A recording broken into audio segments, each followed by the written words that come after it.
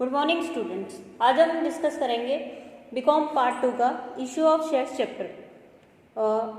Issue of share chapter start करने question answer शुरू करने से पहले मैं आपको ये बताना चाहूँगी कि शेयर क्या होते हैं। कंपनी में बहुत बड़ी मात्रा में कैपिटल की आवश्यकता होती है, तो ये संभव नहीं होता कि एक व्यक्ति पूरा का पूरा कैपिटल इन्वेस्ट कर दे। तो इसीलिए कंपनियां जो है पब्लिक में, स्पेशली पब्लिक कंपनी पब्लिक में शेयर इशू कर सकती है। उसमें दो तरह के शेयर होते हैं, इक्विटी शेयर और प्रेफरेंस शेयर्स। अब इक्विटी शेयर और प्रेफरेंस शेयर दोनों में डिफरेंस क्या होता है? तो इक्विटी शेयर जो भी खरीदता है तो वो इक्विटी शेयर होल्डर्स उस कंपनी के ओनर कहलाते हैं, और प्रेफरेंस शेयर जो शेयर होल्डर्स खरीदते हैं वो कंपनी के ओनर नहीं होते हैं, पर उनको एक फिक्स रेट ऑफ डिविडेंड पहले से डिसाइड किया जाता है। और जब भी डिविडेंड हर साल जब भी डिविडेंड डिक्लेयर होता है तो इक्विटी शेयर से पहले प्रेफरेंस शेयर होल्डर्स को वो fix rate of dividend pay किया जाता है। तो प्रेफरेंस शेयर होल्डर्स को हमेशा ये प्रेफरेंस होता है कि वो डिविडेंड पहले रिसीव करें। अब मैं क्वेश्चन से शुरू करती हूँ।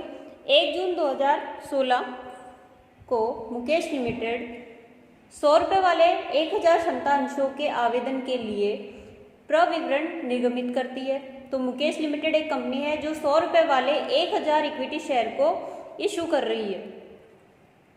अब आगे देखिए, 35 रुपये आवेदन पर, 40 रुपये आवंटन पर तथा शेष प्रथम व अंतिम मांग पर देय है। तो कंपनी जो है वो एप्लीकेशन पर, आवेदन पर 35 रुपये की डिमांड कर रही है, 35 रुपये पे करने होंगे, और 40 रुपये आवंटन पर, मतलब अलॉटमेंट के समय 40 रुपये पर शेयर देने होंगे, तथा शेष प्रथम व अंतिम मांग पर देय है। अब इसमें शेष देखिए कैसे है, 100 रुपये का पर शेयर है, तो उसमें से 35 रुपये एप्लीकेशन हो गई, 40 रुपये आवंटन हो गया, तो 25 रुपये बच गए। अब वो फर्स्ट और फाइनल कॉल है। तो कॉल देखो, कॉल अलग अलग तरीके से हो सकता है, पहला first call, second call, final call, कितने भी नंबर ऑफ कॉल्स हो सकते हैं। तो यहाँ ये पहला भी है और अंतिम कॉल भी है। तो अब आगे देखिए, अभिदान सूची जुलाई 2016 को बंद हो जाती है। आवंटन राशि 31 जुलाई 2016 तक देय थी। 31 जुलाई तक आप अलॉटमेंट की मनी दे सकते हो, ठीक है। फिर प्रथम व अंतिम मांग 1 अगस्त 2016 दे अगस्त को की गई, मतलब 1 अगस्त को फर्स्ट और फाइनल कॉल जो है वो आपको पे करना है। उसमें मुकेश लिमिटेड की पुस्तकों में उपयुक्त जनरल प्रविष्टियां यह मानते हुए दीजिए कि सभी अंशों के लिए आवेदन प्राप्त हो गए हैं तथा सभी राशियां प्राप्त हो गई है।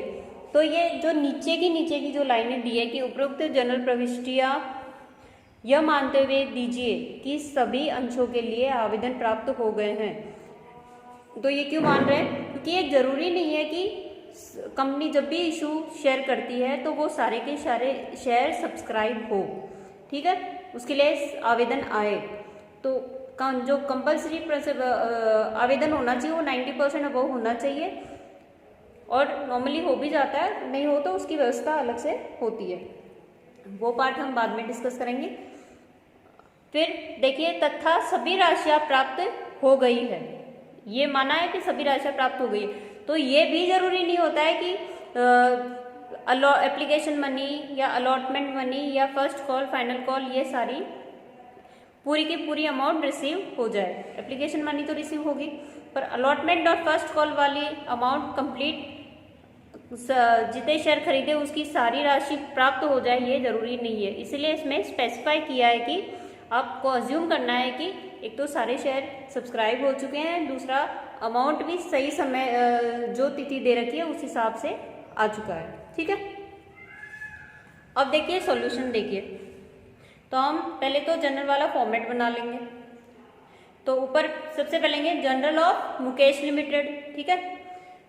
फिर पहला कॉलम डेट, फिर पर्टिकुलर्स, फिर LF, डेबिट एंड क्रेडिट। ठीक है, अब जो हमारी पहली एंट्री थी कि हम एप्लीकेशन मनी रिसीव कर रहे हैं 15 जुलाई को, तो हम पहले डेट डालेंगे कि 2016 जुलाई 15 को हमने एप्लीकेशन मनी रिसीव करी है। उसकी एंट्री देखिए क्या लिखी है, bank account debit to equity share application account.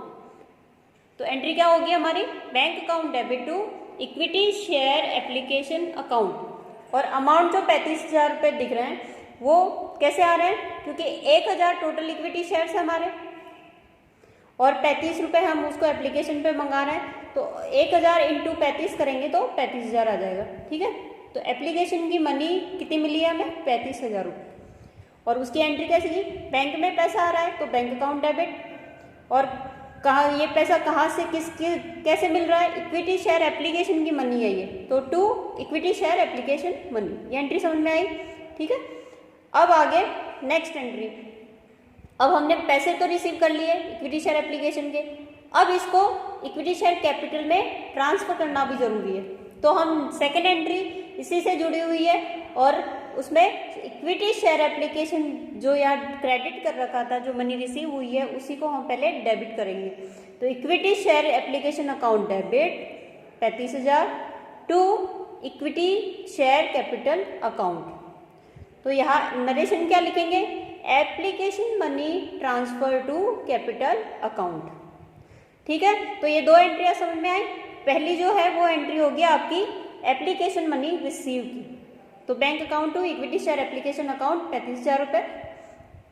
फिर दूसरी, उस एप्लीकेशन मनी को इक्विटी शेयर कैपिटल में ट्रांसफर करेंगे, तो पहले डेट डालोगे जुलाई 15, फिर equity share application account debit to equity share capital account 35,000 और नरेशन लिखोगे being application money transfer to capital account. ठीक है, अब नेक्स्ट थर्ड एंट्री आएगी अलॉटमेंट मनी, ड्यू की एंट्री। तो ड्यू की एंट्री क्या होगी, सबसे पहले allotment equity share allotment account open होता है, तो वहाँ लिखेंगे equity share allotment account debit to equity share capital account. तो अब जो ड्यू हो रही है वो कहाँ से होगी, इक्विटी शेयर अलॉटमेंट अकाउंट से होगी। जो पैसे आने वाले हैं इस नाम से आएंगे और वो कैपिटल में हमने रेस शो कर दिए। तो equity share allotment account debit 40,000 to equity share capital account 40,000। अब ये 40,000 कैसे आए, देखिए 1,000 की इक्विटी शेयर है, 40 रुपये हम अलॉटमेंट पे मंगा रहे हैं, तो 1,000 इंटू 40 तो 40,000 हो गए। अब ये जो मैं ड्यू की एंट्री की है, अब ये हमें रिसीव कब हो रही है, 31 जुलाई। 31 जुलाई लास्ट डेट दी थी है ना, क्वेश्चन में दिया आवंटन राशि 31 जुलाई 2016 तक दे थी, तो 31 जुलाई की लास्ट डेट है अलॉटमेंट की। तो बार रिसीव की एंट्री डालेंगे, जुलाई 31 लिखा डेट में, फिर bank account debit 40,000 to equity share allotment account 40,000। ठीक है, देखो थर्ड एंट्री में पहले हमने उसको डेबिट किया इक्विटी शेयर अलॉटमेंट अकाउंट को 40,000 से, और कैपिटल अकाउंट क्रेडिट किया है कि हमें अलॉटमेंट से मनी रिसीव होने वाली है, तो उसकी ड्यू की एंट्री हमने ये डाली।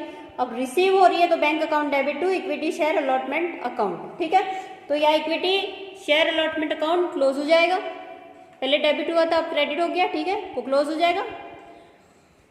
तो नरेशन यहाँ आएगा बीइंग अलॉटमेंट मनी रिसीव्ड। ठीक है, अब हमारी नेक्स्ट जो एंट्री होगी वो फर्स्ट एंड फाइनल कॉल की एंट्री होगी। अब याद देखो, अब ये जो फाइनल कॉल हम बुला रहे हैं वो कब कर रहे हैं, 1 अगस्त को कर रहे हैं। क्वेश्चन में हमने रीड किया था 1 अगस्त थी। ठीक है, अब उसकी भी ड्यू की पहली एंट्री करेंगे। तो ड्यू होगा तो डेबिट क्या होगा, equity share first and final call account debit to equity share capital account.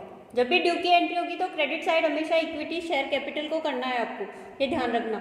और जहां से मनी रिसीव होने वाली है, जिस एंट्री से होने वाली है, वो डेबिट हो जाएगा, और जब रिसीव होगा तो वो अकाउंट क्रेडिट की तरफ चला जाएगा, डेबिट में बैंक अकाउंट आ जाएगा, उससे अकाउंट क्लोज हो जाएगा।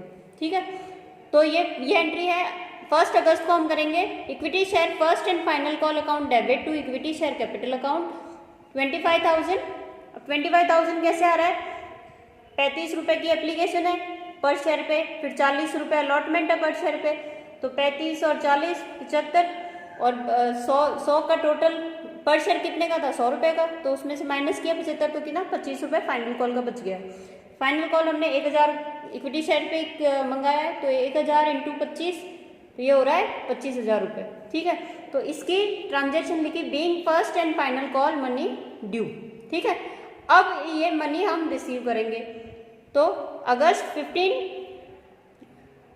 की डेट डाली, bank account debit to equity share first and final call account credit 25,000 रुपये, डेबिट और क्रेडिट दोनों तरफ 25,000 रुपये।